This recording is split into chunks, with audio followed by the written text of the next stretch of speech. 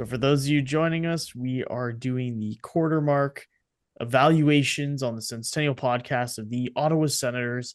And this portion will probably be the shortest because there's only really two guys to talk about. We can ignore the half game that Mad Sogard played in the NHL this year, Yeah, we and have to. we won't talk about that. And we'll talk about Ullmark and Forsberg. There have been a range of emotions on these guys this season, and that's all I'm going to say. I'll kick it off to Matt to give his thoughts. Yeah, I think this one's probably the easiest one to talk about. Allmark started off really hot, then went into one game of very hot, and then went into a massive rut of being very inconsistent. Bad game, solid game, bad game, good game. But the last few games he has provided us some really good starts, especially against the San Jose Sharks, which he stole. And I never thought I would say that. The San Jose Sharks are not a good team, and the Senators are a much better team than them, but not that night. And thank God for Allmark. Um, he is like, I don't know, he's still finding his groove, I guess. And it's tough, but he just hasn't been good enough. And I hope he can continue the trajectory he's on. But watching him, I can tell he's a play caller, so to speak.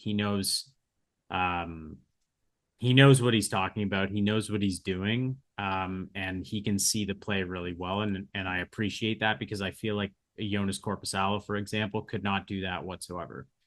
But there are like some shortcomings of his game that I've noticed, and I mean, he likes to be on his knees. As a goalie, that can be good and bad. We Good saw for it Mrs. in Allmark, but yes, for yeah, us Senators exactly. fans, Not great. And we saw it on like the Philly goal, the over reliance on the RVH. It's not the best save selection, and it cost him there. It's a bit of a risky play, but it is what it is. I think Allmark's going to bounce back. And then Forsberg has been solid. I think he's the past few games he's had us below 900 save percentage, but I can't really blame him for those games because the Sens were just terrible. And I think that's the narrative right now, is that it was that the goalies were the problem at the start of the season, and now it's the Sens are dog shit, and the goalies are actually being pretty good again. When will it happen? When will the two find each other? It's going to be at like the game 40 mark, and we'll be like 8 points out, because the East is really bad. Thank goodness. Yeah, And we still have a shot at it. I think you're asking for a lot there, Matt. I know. I know. Bennett, what is your take on the goaltending situation at the quarter game or quarter season mark? yeah, the analysis of the Sens goaltending has changed a lot over the course of the season. I mean, I think it's still fair to say that Omar's play has left a lot to be desired. I wouldn't go so far as to say he's like consistently losing his games. I don't think that's true. Um, he's just been like kind of meh pretty much the whole time. Like he's had, like some good games, some pretty rough games, and overall just kind of like okay. I think his stats will trend in the right direction over the course of the 82 games. Right now he's sitting at an 88 save percentage and a hair above 3 goals against. I think we'll see those tick over 9 and below 3 respectively. I don't think at this point he's going to be rocking like a 918 or something at the end of the year, but I think he'll probably cross the threshold into 900 respectability. And that that's okay for now. We signed him for 5 years. Ullmark's tenure with the team is going to be evaluated over the course of those 5 years, not these 24 games. That being said, we want to see more from him. Forsberg, I think, has been about as good as you can expect. He's earned 2 shutouts. He's got a below 3 goals against. His save percentage slipped in the last couple of games, but was above 900 up until very recently. I don't have a lot of notes for him. He's had, again, like a stinker or two in there, but, generally, I don't think he's been a problem for the team at all. So, I mean, goaltending hasn't necessarily been a huge weakness, but it definitely hasn't been a strength either, right? And that was something that we thought would be a strength now that we were getting Ullmark. So again, worrying again for Steve Stairs to see by far the biggest, most important move that he'd made this offseason hasn't exactly paid dividends yet.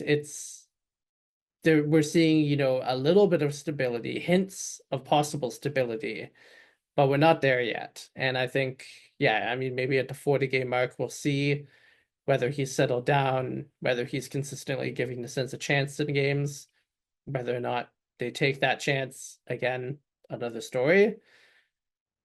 But I think that, yeah, we just want to see more out of him in particular, right? And I think that he will come good. I certainly don't think there's any value in trying to act rashly with Ullmark in this particular situation. He came in with much better stats and pedigree than Korpisalo had, and I think he deserves a lot more leash than Korpisalo had. He has not played as poorly as his predecessor did, and even if he were to, I think he has earned the benefit of the doubt in a way that Corby hadn't. And so we just gotta give him time, let him settle in. He already has looked better in the last week than he has in the weeks prior to that. Yeah, I think I'm kind of in agreement with both you guys. I think, Allmark's here for another 4 years. Very unlikely you're going to move that contract just based on age. And also, they just got rid of Korpisalo and are going to have $1 million on the books for him for another few years. So I think that it just doesn't make sense because in any world where you would even entertain trying to trade another goalie before their contract is up, you're going to be retaining even more money. Like it's just like a cluster. It's a vicious cycle. Exactly. Just ride it out at this point. You got a Vezina winner and let him just try and find his game. Exactly. And like Bennett said, like to me, it seems very unrealistic that he'll stay under a 900 save percentage for the course of the season. I think there's been a couple bad results that have kind of done him, himself in, but also a couple of results where the team played well and he didn't see a lot of shots. Like against Boston, he held them in the game. The team got the job done in front of him, and even though he only allowed 2 goals, he had an under 900 save percentage. So I think there's games like that too, where it's like, if the goalie doesn't have a ton of work and they allow 1 or 2, if your goalie's only allowing, a couple goals in a win, that's good, regardless of what their save percentage is. A win is a win. I really don't care. Yeah. So you look at the league average goaltending and it's under 900 right now. And I think both of Ottawa's goalies are going to be, 900 plus. And that it's, I guess, refreshing to not really feel worried about it, even though it's been a rocky road through, at times parts of the season. It feels like that will get better. And now it's just like, what can we do with the rest of the roster to get people going? Because it feels like, aside from, guys like Kachuk and Stützle, who are point per game, and of course Batherson, like, what will it take to get the rest of the guys going? Giroux, in my opinion, definitely has another gear. I know this is supposed to be about goaltenders, but now I'm just like, trying to see. We got to talk about the team as a whole. So yeah, let's do it. But I think, like you were saying, Matt, like you need everybody to mesh and get going at once. And I think that will be Ottawa's biggest hurdle. The nice thing is, I do think that, the holiday season is quickly approaching, and that's a good time for players to just, catch their breath, reset, and come back in the new year and try and finish out the season strong for the last 3-ish months. Now that being said, I hope they have a strong December because they'll need to stay in the hunt. They're only 5 points back as of recording this, so we'll see how it goes. But I think it's nice to see the goaltending improving, and I hope it continues to get better. And the rest of the roster needs to show up. Yeah, I fully agree that the rest of the roster needs to show up. We've got a couple of standout players that have been dragging the team, kicking and screaming behind them, but the Timmies and the Bradys and the Shabbats of the world can only do so much. There's a lot of other roster spots on the team, and we need to see a lot more from those guys. I don't think any of the new arrivals that came in this offseason, with the exception of Jensen, have had a strong impact, and that needs to change, or they need to change, because no free rides anymore. This team has been out of the playoffs for going on 8 years now. And if the Sens want to have any hope of making it in this year, which I think was always a small hope in my opinion, and is getting smaller by the day, they need to turn this around pretty much now. Teams historically, if you're out of it by American Thanksgiving, you're usually just out of it. And the Senators could go on a run and could put themselves back in contention, back in the conversation, but there hasn't been any signs that that's something that's likely to happen. We haven't won more than 2 games in a row, and we haven't looked likely to win more than 2 games in a row. So yeah, I think the team is going to need to make is going to have to strongly consider making some changes, whether they're big personnel or small personnel at the end of this year, if this roster doesn't make the playoffs. And I don't think that it can. I just don't think it's built in a way that will be successful. So we'll see if they can find, some lightning in a bottle, get, defense forwards, goalies firing all at the same time, then we'll see. But again, haven't seen a lot of evidence that that is something that can happen. And like Bennett said, I think, the goalies need to be the ones that kind of right the ship first. Goalies can steal games, but if the rest of the team can't, if your goalie isn't doing that. So let Ullmark really settle in, get him some quality starts, and then watch the rest of the team kind of start relying on him with the confidence that they can improve themselves. But Bennett's right. You need to see changes or make changes. Frankly, this defense is not it. They are always one injury away from this. And Zub is not reliable. And quite frankly, if there is a market for it at some point this season, and you can do a swap with a guy that doesn't get hurt, maybe people don't want to have that conversation, but you absolutely need to do that. Nashville is selling off pieces, I think, and Alex Carrier is right there. So maybe go do that, Steos. That'd be really great. But until that point, the guys need to just, I don't know what they need to do. Go have a players only meeting, go to Nordique and just relax. Go buy U2 tickets and then cancel it and see if that works. But yeah, they need to talk to a psychotherapist, maybe. I don't know. Because frankly, this is the most mentally weak group of men I have ever seen.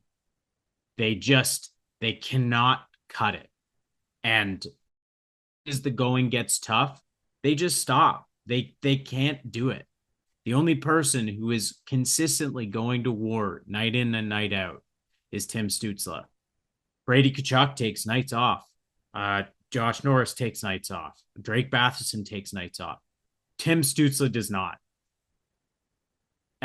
Lead by example.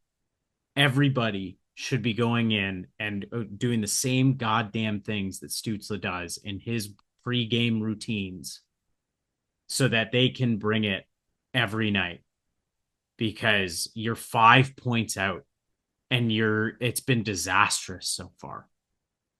Like, imagine if you were just playing fine. Like, you're in a playoff spot, you're laughing, the East sucks. Yeah. So just like give your nuts a tug and go win some goddamn games. Yeah, this is a wide open conference, the widest it's been in a few while. years now. And if this is a low bar, this is an opportunity that the Sens are not going to want to pass up.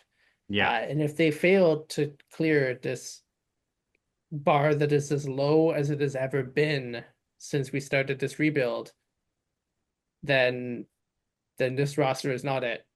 Yep. And then because if you can't make the playoffs this year, with Boston slumping and Toronto playing a man down and Florida not being what they were last year, Carolina not being what they were last year, like, there's opportunities in the East right now for a team to sneak in there. And if the Sens can't take it, then they're not going to do it in a year where those teams are good again. Yep. It's time to cook or be cooked. Yeah. Hard over hype, I guess. Right. On that note, go Sens go, baby. Thanks for watching or listening to this week's episode. Hopefully the Sens can give us some good hockey going into the holiday break. And yeah, thank you. Good evening. Good night. Go Sens go.